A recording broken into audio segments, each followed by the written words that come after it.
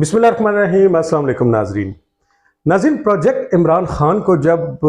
Establishment की जानिब से लॉन्च किया गया था तो एक तो ये मरहलावार था जो हम आपको बताते रहते हैं कि उसमें शुजा पाशा भी शामिल थे, ज़हीरुल इस्लाम भी शामिल थी, मैं जर्नैलों के नाम ले रहा हूँ, और उसमें राहील शरीफ से लेकर फिर उसके बाद बाजवा थे और कियानी थे, और ये सारे लोग जो थे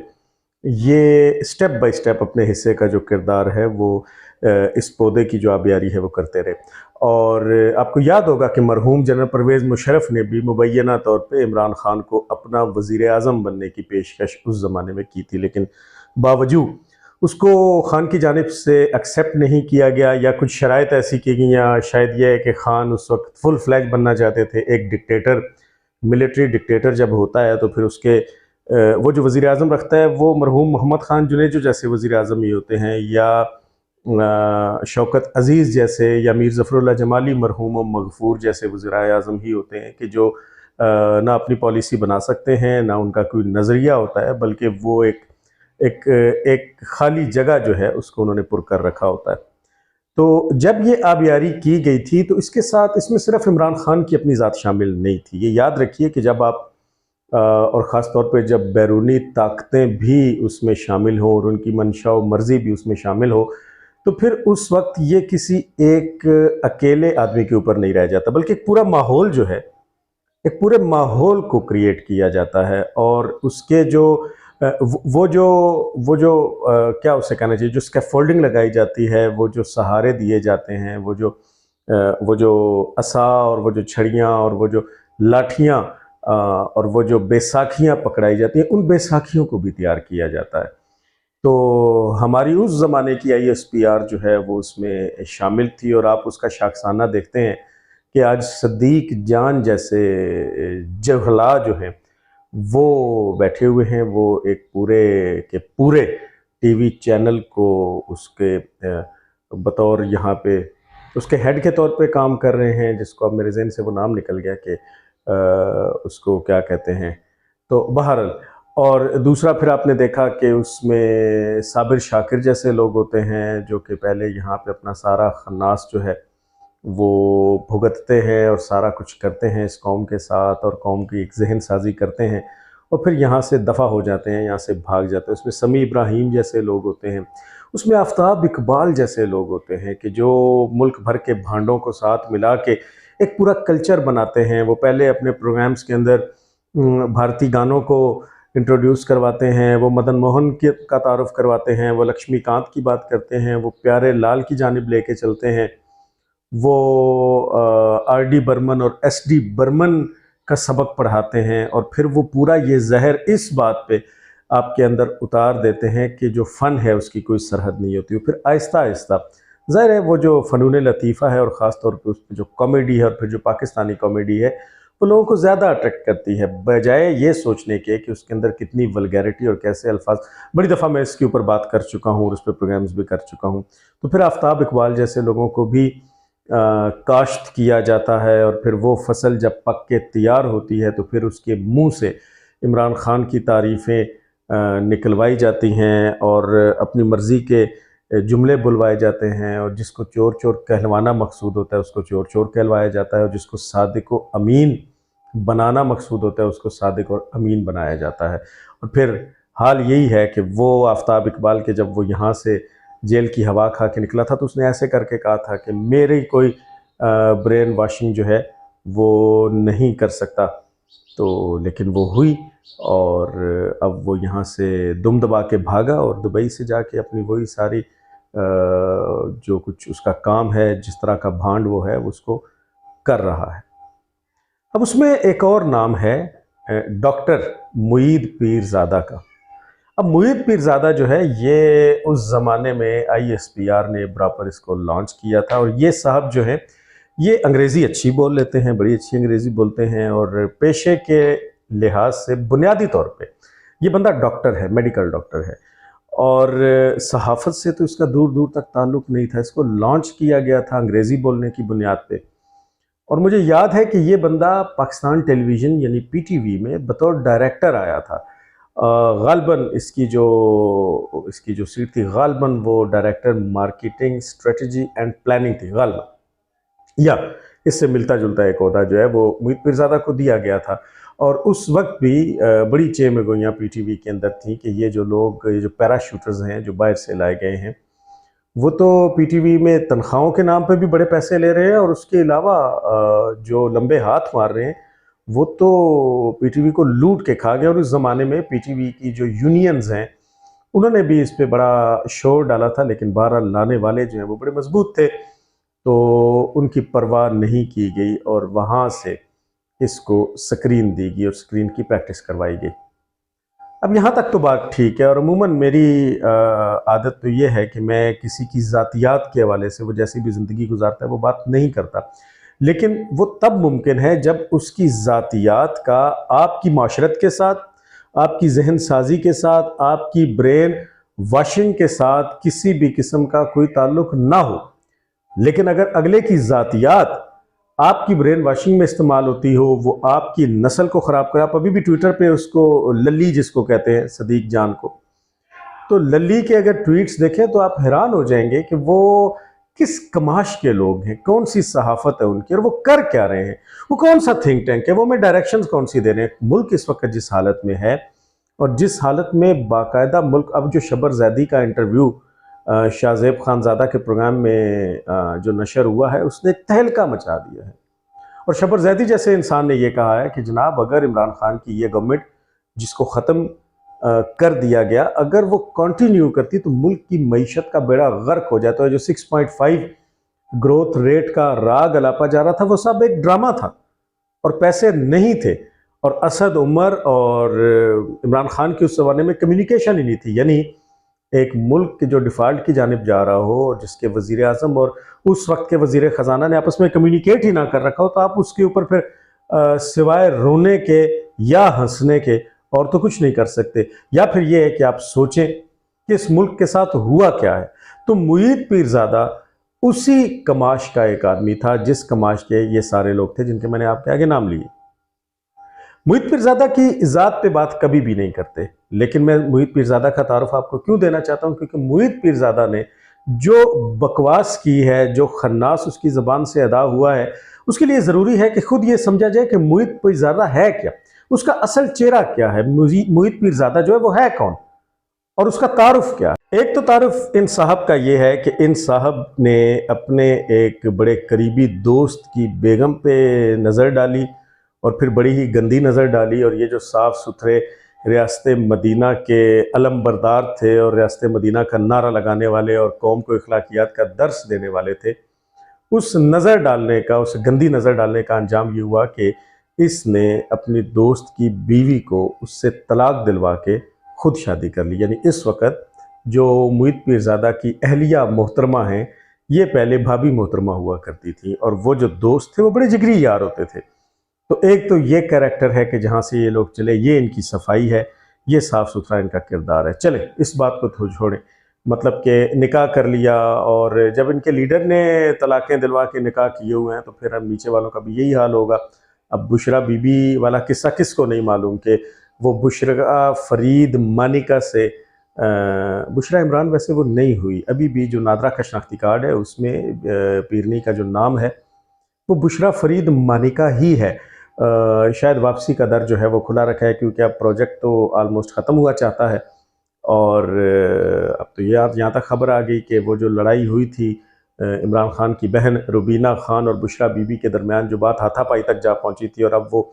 खबर बड़ी ओपन भी है, गर्म भी है कि ज़मान पार्क के अंदर ये सब कुछ हुआ था। तो उसमें बुशरा फरीद मानिका उर्फ पिंकी पीरनी ने तो ये कह के साफ इनकार कर दिया था कि मैंने इसलिए शादी नहीं की कि मैं तुम्हारी खातिर अदालतों में धक्के खाती फिरूं और अदालतों के चक्कर लगाती फिरूं। तो हालात जो है वो उस तरफ जा रहे हैं, और अब आपको पता है कि तमाम लोग इसको रिपोर्ट कर चुके हैं कि बुशरा फरीद मानिका यानी बुशरा बीबी जो है वो वादा माफ गवाह बनने के लिए भी तैयार होगी। और वहाँ वो जो फरा गोगी है उसके बारे में हमने एक पूरा शो किया था आप लोगों के साथ, इस बात को, इस खबर को शेयर किया था कि वो भी अब बाकायदा उस सिस्टम का, उस प्रोसीजर का आगाज़ हो चुका है जिसमें फराग गोगी जो है वो एक बम और बिजली बन के खान के ऊपर गिरने वाली है। तो चूंकि वो सारी कमाश और वो सारी कबील जो है वो ऐसी ही है, तो फिर उसमें चलें इसको एक बेनिफिट ऑफ डाउट दे देते हैं। एक वो हमारे एक दोस्त हैं डॉक्टर नसीम जावेद सैयद, जिनको हम बड़े बचपन से पढ़ते चले आ रहे थे और बड़े कमाल के कलमकार हैं, और उनके बारे में उस ज़माने में जहाँ वो लिखते थे वहाँ ये कहा जाता था कि माहौल और किरदारों में रूह फूंक देने वाले कलमकार। तो मैं उन खुश नसीबों में से हूँ कि जिनका डॉक्टर नसीम जावेद सैयद के साथ फैमिली रिलेशनशिप अब है। तो वो अक्सर जब हमारी बात हो रही होती है तो वो मुख्तलिफ हवालों से जब की बात करें तो वो कहते हैं कि यार लोगों को बेनिफिट ऑफ डाउट दिया करें, यानी लोगों को शक का फ़ायदा दिया करें। अब बेनिफिट ऑफ डाउट दे देते हैं, डॉक्टर साहब की बात मान लेते हैं, नसीम जावेद सैयद साहब की बात मान लेते हैं और शक का फ़ायदा देते हैं कि चलें एक शरई अंदाज से तलाक हुई होगी और फिर एक शरई अंदाज से इस मुईद पीरज़ादा ने भाभी जी से शादी कर ली होगी और अब भाभी जी जो हैं वो बेगम साहिबा हैं। यहाँ तक तो बात ठीक है, और जैसे मैंने अर्ज़ किया कि मैं ज़ातियात पे बात नहीं करना चाहता था, लेकिन आपको आखिर में पता चलेगा कि मैंने ये क्यों किया।